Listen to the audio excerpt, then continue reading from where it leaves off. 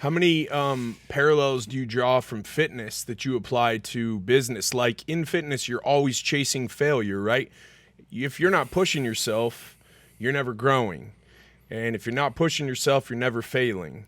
The same can be said for business. Like for me, when I look back, I don't want those years back so I could do it all again.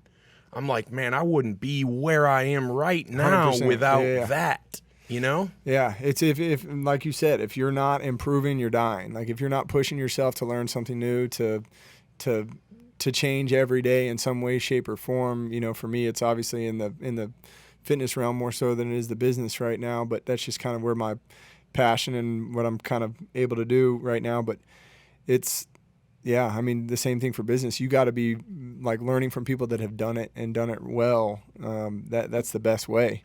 Don't try and reinvent the wheel. Other people are doing it really, really well. You just got to suck up your pride and go pay them, go learn, go study with them, go work under them, whatever it is. Like that's probably the best way to do it.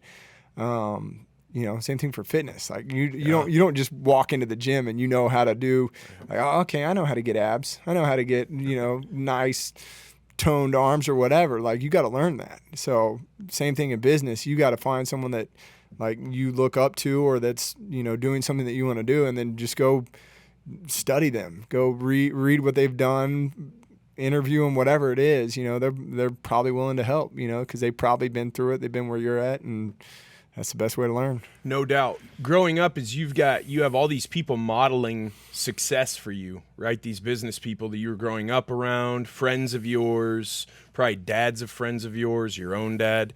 What did you start to notice were like the common denominators with these guys and gals who were successful building their own stuff?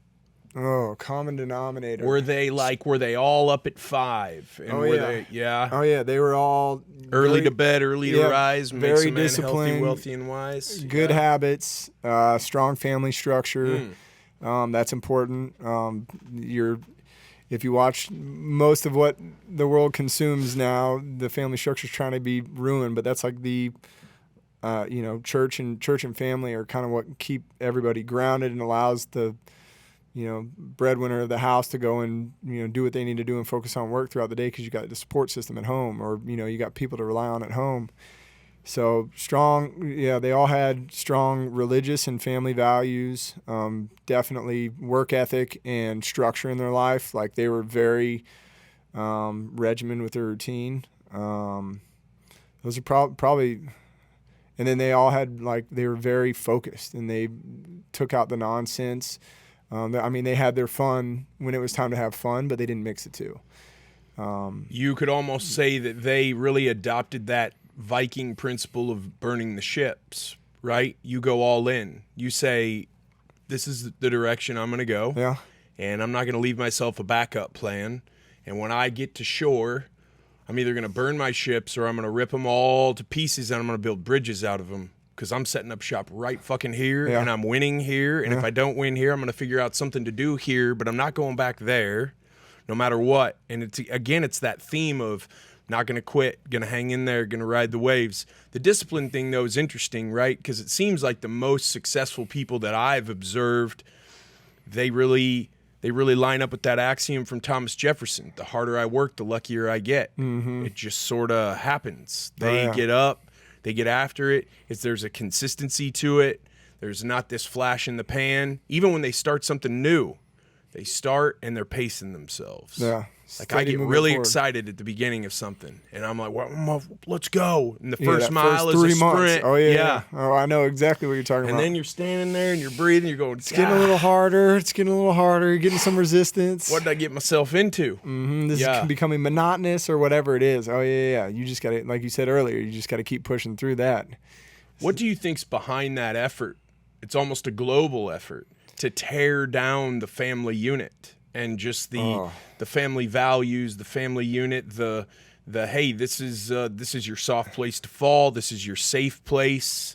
There is just, it seems like this concerted underlying current, this effort to just do away with that or make that seem wrong or bad or something. What's up with that? Oh, I don't know. I mean, I can speculate. What do you speculate? I don't know. When you remove those strong family systems, make people very reliant on the authorities that be at that point, rather than having a strong provider of the household or a strong, leadership figure at home.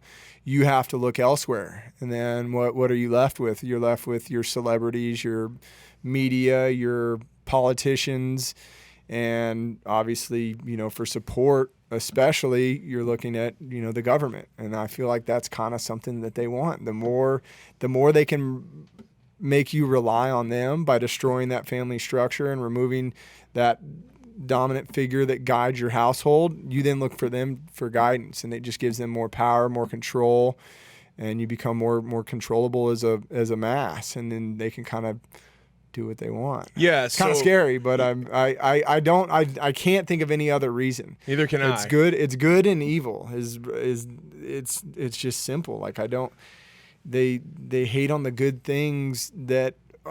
Like what harm is this doing, having a healthy family, or being religious or God-fearing?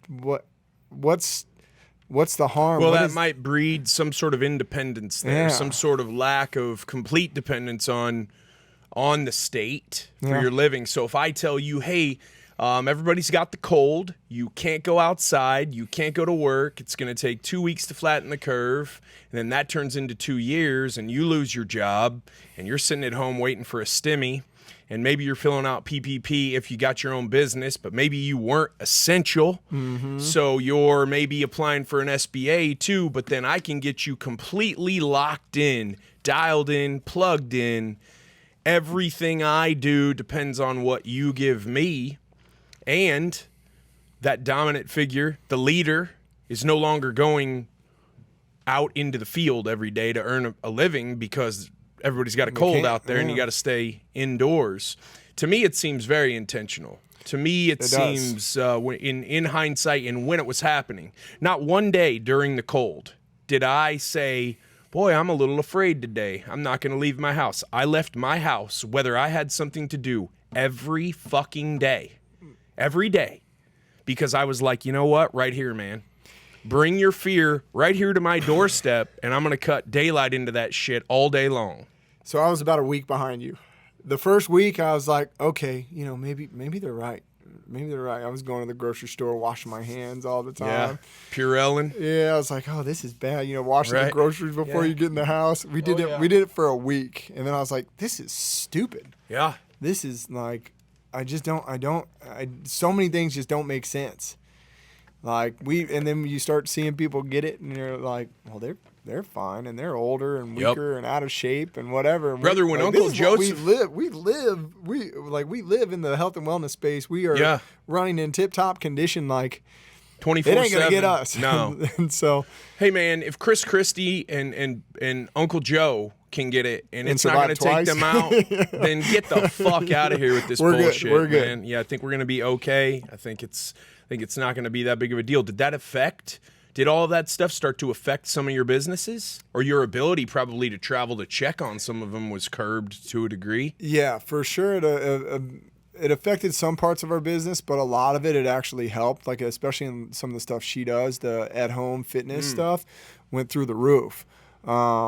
So, meal preps, deliveries, buying products online kind of seems like it went up. So it really kind of helped her business and then hurt some of the stuff that I might have had going. But then, we kind of focus on a lot of her stuff because it takes precedent anyway. Like my little buddy and farm are all kind of the stepchild of the family because they're, there's just bigger things to worry about at the time. Bigger fish to fry. Yeah, which I'm all right with. There's no pride in the household. You have an apparel line as well? We're launching that. We've been working on that for about 2 years too, but that should launch by probably the first of the year. What are the behind the scenes like trying to figure out supply chain? Like, can we get fabric? Can we get thread? Can we get it all assembled? Can we get elastic? What's all that like right now? I did long lead times for sure, but fortunately we have a really good partner out of Dubai on that has been heading all of that up.